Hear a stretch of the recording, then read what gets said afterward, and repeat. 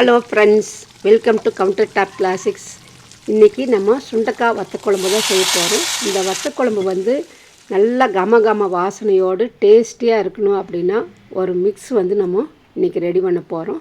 அந்த மிக்ஸ் வந்து நம்ம போடும்போது அந்த குழம்பு வந்து இந்த அளவுக்கு கட்டியாக இருக்குது பாருங்கள். இதில் இருக்கக்கூடிய வெங்காயம், பூண்டு இது எல்லாமே நம்ம சாதத்தில் போட்டு பிசைஞ்சு சாப்பிடும்போது டேஸ்ட்டாக இருக்கும்.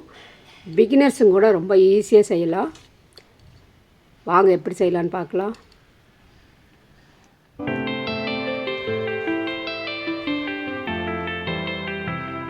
இந்த வத்தக்குழம்பு மிக்ஸுக்கு வந்து 2 ஸ்பூன் மல்லி, 2 ஸ்பூன் சீரகம், 2 ஸ்பூன் மிளகு, 2 ஸ்பூன் கடலைப்பருப்பு, 2 ஸ்பூன் உளுந்தம்பருப்பு, 1 ஸ்பூன் கடுகு, 1 ஸ்பூன் வெந்தயம் சேர்த்திட்டு 4 காஞ்ச மிளகாய் போட்டுக்கலாம். இது வந்து நம்ம பவுடர் தான் பண்ணி வைக்க போகிறோம். எக்ஸ்ட்ரா வந்து இருக்கக்கூடியது ஒரு ஏர்டைட் கண்டெய்னரில் போட்டுக்கலாம். இப்போ இந்த பொருட்கள் எல்லாமே நம்ம ட்ரையாக போட்டு நல்லா வறுத்து எடுத்துக்கலாம். பொன்னிறமும் ஆகிற வரையில் லோ ஃப்ளேமில் வச்சு நல்லா வறுத்துக்கலாம். இந்த பருப்பு வகைகள் எல்லாம் கருகக்கூடாது. கருகுனா வந்து அந்த குழம்புடைய டேஸ்ட் வந்து மாறிடும். இப்போ வந்து நல்லா பொன்னிறமாக வறுத்தாச்சு. இது கூடவே வந்து பெருங்காயத்தூள் 1 ஸ்பூன் சேர்த்து வைக்கிறேன். கடுகு நல்லா பொரிஞ்சு வந்து அந்த கடுகு பொரியக்கூடிய சத்தம் உங்களுக்கு கேட்டிருக்கும். இப்போது ஒரு கடாய் வச்சு எண்ணெய் ஊற்றிக்கலாம். மண் கடாயில் செய்யும்போது அந்த புளிக்குழம்பெல்லாம் டேஸ்ட் நல்லாயிருக்கும். எண்ணெய் நல்லா சூடான பிறகு ஒரு 1/4 ஸ்பூன் வந்து நம்ம கடுகு சேர்த்திக்கலாம். ஒரு 10-12 வெந்தயம் சேர்த்திட்டு அதே மாதிரி ஒரு 1/4 ஸ்பூன் அளவுக்கு சீரகம் சேர்த்திக்கலாம் தாளிப்புக்கு. கூடவே ஒரு 10-15 பூண்டு பற்களையும் இது கூட சேர்த்திக்கலாம். 3 காஞ்ச மிளகாய் சேர்த்து நல்லா எண்ணெயிலே வதக்கி விட்டுட்டு நம்மளுக்கு எவ்வளவு தேவையோ அந்த அளவுக்கு வந்து 1/2 கப்பு ஒரு கைப்பிடி அளவு சின்ன வெங்காயம் கட் பண்ணி போட்டிருக்கிறேன். சின்ன வெங்காயம் சேர்த்தும் போது தான் இந்த வத்தக்குழம்பெல்லாம் டேஸ்ட் வந்து நல்லாயிருக்கும். வெங்காயம், பூண்டு, காஞ்ச மிளகாய் இது எல்லாமே நல்லா எண்ணெயிலே வதங்கின பிறகு 2 கொத்து கருவேப்பிலை ஃப்ரெஷ்ஷாக சேர்த்திக்கலாம். கருவேப்பிலை எந்த அளவுக்கு சேர்த்துறமோ அந்த அளவுக்கு வந்து டேஸ்ட் நல்லாயிருக்கும். இப்போது ஒரு 1/4 ஸ்பூன் அளவுக்கு வந்து மஞ்சத்தூள் சேர்த்து நல்லா மிக்ஸ் பண்ணி விட்டுடலாம். இந்த மிக்ஸ் வந்து நம்ம ரெடி பண்ணி வச்சிட்டோம்னா குயிக்காக புளியோதரை, புளிக்குழம்பு இது எல்லாமே நம்ம பண்ணிக்கலாம்.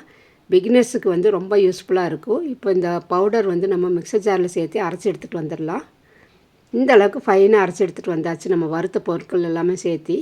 இப்போ பாருங்கள் நல்லா கம வாசனையோடு வீடே மணக்கும் அப்படின்னு சொல்லுவாங்க இல்லைங்களா, அந்த அளவுக்கு நிஜமாகவே மணக்குது. இப்போ அந்த ஜார்லேயே வந்து ஒரு 2 மீடியம் சைஸ் தக்காளி வந்து நான் போட்டு ஒரு பியூரி அரைச்சி எடுத்துகிட்டு வந்துடலாம். இப்போ தக்காளி வந்து நீங்கள் பொடியாக கட் பண்ணி வேணாலும் சேர்த்திக்குவாங்க இந்த புளிக்குழம்புல. இந்த மாதிரி பியூரி சேர்த்தும்போது கிரேவி நல்லாயிருக்கும். அந்த வதங்கின பூண்டு, வெங்காயத்துலேயே இதையும் சேர்த்து பச்சை வாசனை போகிற வரையில் நல்லா வதக்கி விட்டுடலாம். நல்லா வதங்கட்டும். நல்லா வதங்கின பிறகு ஒரு 1/2 ஸ்பூன் அளவுக்கு வந்து பெருங்காயத்தூள் சேர்த்திக்கலாம். பெருங்காயத்தூள் சேர்த்துட்டு நல்லா மிக்ஸ் பண்ணி விட்டுடலாம். இதுக்கு வந்து நம்ம 1/2 ஸ்பூன் அளவுக்கு வந்து மல்லித்தூள் சேர்த்திக்கலாம். வீட்டிலையே அரைச்ச மல்லித்தூள். அதே மாதிரி காரத்துக்கு தகுந்த மாதிரி 1 ஸ்பூன் வந்து தனி மிளகாத்தூள், 1/2 ஸ்பூன் சீரகத்தூள் சேர்த்திக்கிறேன். இந்த தூள் எல்லாமே பச்சை வாசனை போகிற வரையில் நல்லா அதில் வதக்கி விட்டுடலாம். நல்லா வதங்கின பிறகு நம்ம தக்காளி அரைச்ச அந்த ஜார்லேயே கொஞ்சமாக தண்ணி ஊற்றி அந்த தண்ணி இதில் ஆட் பண்ணிக்கலாம். பாருங்கள், எண்ணெய் பிரிஞ்சு வரக்கூடிய ஸ்டேஜில் அந்த ஜாரில் ஊற்றின தண்ணி வந்து நம்ம இதில் ஆட் பண்ணி விட்டுடலாம். நல்லா கொதித்து வரட்டும். வாசனையாக இருக்குது இப்போவே. இப்போது ஒரு சின்ன நெல்லிக்காய் அளவுக்கு வந்து புளி கரைச்சி வச்சுக்கிறேன். அந்த புளி கரைசலையும் சேர்த்து நல்லா மிக்ஸ் பண்ணி விட்டுடலாம். இந்த வத்தக்குழம்புக்கு தேவையான அளவு உப்பு சேர்த்திக்கலாம். இந்த ஸ்டேஜில் உப்பு வந்து அந்த வத்தலையே இருக்கும், அதனால் கொஞ்சம் கம்மியாகவே நம்ம சேர்த்திக்கலாம். கலந்து விட்டுட்டு லிட்டு போட்டு மூடி வச்சிடலாம். இப்போ பாருங்கள் நல்லா கொதிச்சிட்ருக்கு. இப்போ பச்சை வாசனை எல்லாம் அடங்கிருச்சு. இந்த ஸ்டேஜில் நம்ம வத்தக்குழம்பு மிக்ஸ் ரெடி பண்ணி வச்சோம் இல்லைங்களா, அந்த மிக்ஸ் வந்து நம்மளுக்கு எவ்வளோ வேணுமோ அந்த அளவுக்கு நம்ம சேர்த்திக்கலாம். நான் வந்து ஃபுல் ஸ்பூன் 1 ஸ்பூன் வந்து நான் சேர்த்திக்கிறேன். இந்த வத்தக்குழம்பு மிக்ஸு சேர்த்தும்போது அந்த குழம்பு நல்லா கெட்டியாயிரும். இப்போ பாருங்கள் தண்ணி மாதிரி இருக்குது. கொஞ்சம் நம்ம கொதிக்க விட்டோம்னா நல்லா கட்டியாயிரும். இப்போ வந்து அந்த வத்தல் வதக்கிறதுக்காக ஒரு 2 ஸ்பூன் வந்து நெய் ஊற்றிக்கலாம். நெய்யில் வதக்கும்போது அந்த சுண்டைக்காயில் இருக்கக்கூடிய கசப்புத்தன்மை எல்லாம் போயிடும். இப்போ ஒரு கைப்பிடி அளவு தான் நான் சுண்டைக்காய் வந்து எடுத்துருக்கிறேன். இது வீட்லேயே செஞ்சது.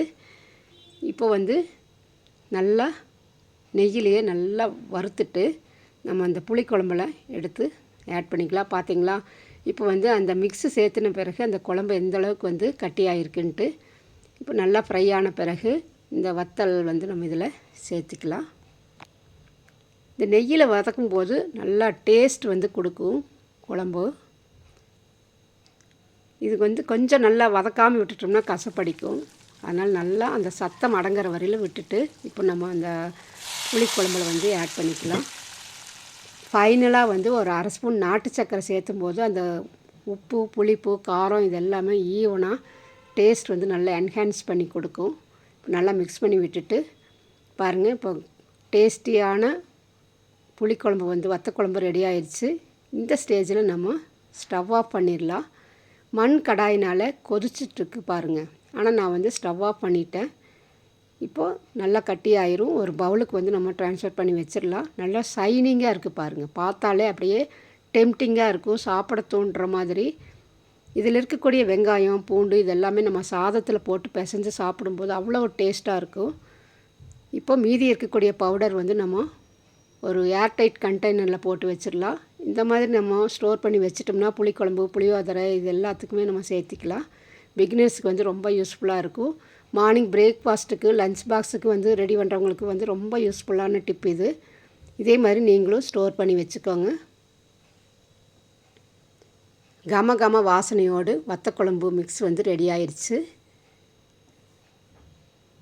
இந்த வத்தக்குழம்பு வந்து எல்லாத்துக்குமே பிடிச்சிருக்குன்னு நம்புகிறேன். பிடிச்சிருந்துச்சுன்னா லைக் பண்ணி, கமெண்ட் பண்ணி, சப்ஸ்கிரைப் பண்ணுங்கள்.